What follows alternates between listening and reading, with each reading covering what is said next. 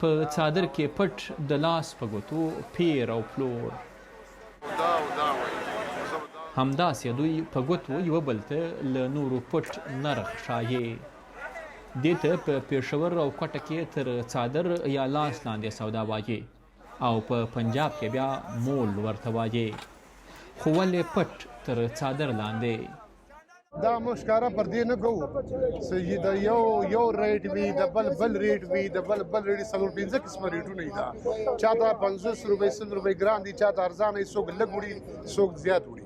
خو د الګ یو ریټ دی، هغه بل راکه، داغه بل ریټ دی، داغه بل ریټ دی، داغه بل ریټ دی. هر سړی خپل واره وایي. اوس کا پر دې کې موږ دا ګرد ښکاره کوو، خو بیا د ګردو یو ریټ راځي. اوس دلته د انګورو موسم دی او د دې سوداګرو په خبره هغه انګور چې د سهار منډۍ ته راونه رسیږي بیا تر منډۍ وروسته ټوله ورځ همداسې تر څادر یا لمن لاندې پلورل کیږي. خو زیاتوي هغه انګور یا نوره میوه چې د سهار منډۍ ته راورسیږي هغه بیا په ښکاره بولۍ کې خرڅیږي.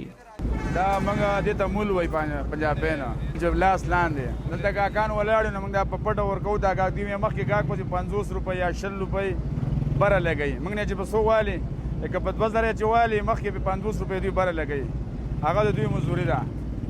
نو دا ډېرې وجې دا موږ لاس لاندې مول لګوو چې دوی ته کاک ته پته نه چې نورو کاکان هم ولاړ دي. که دوی ډېرې وجې موږ لاس لاندې عمل خرڅوي. سیوان راځي، د انګور راځي، دا لاس لاندې خرڅېږي. سهار کې چې دی بیا سهار کې بولي کېږي، هغه به کولاوه بولي، نو هغه کې بیا هر څنګه 2000 هم خرڅېږي، په 1300 هم خرڅېږي، په 3000 هم خرڅېږي. او دا مازدیګر کې دا ځي کشمیر ته دوی به 30 روپۍ پچۍ 50 روپۍ پچۍ ګاګ پسې لګوي هلته چې په 100 والي.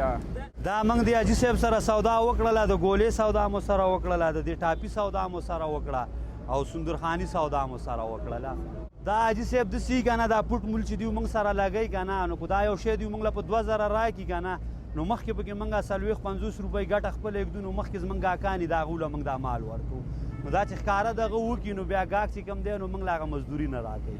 دا د پروټو ډېر زیاتره چې کوم دی دا پروټ مول کې لګېږي، سبزۍ کې دونه نه لګي، سبزۍ کولاوه بولي کېږي. که څه هم د دې تر څادر یا لاس لاندې سودا تاریخ دلته اکثرو سوداګرو ته معلوم نه دی، خو دغه سوداګر وایي د افغانستان او پاکستان په هره منډۍ کې دغه دود ستا او له کلونو راهیسې روان دی.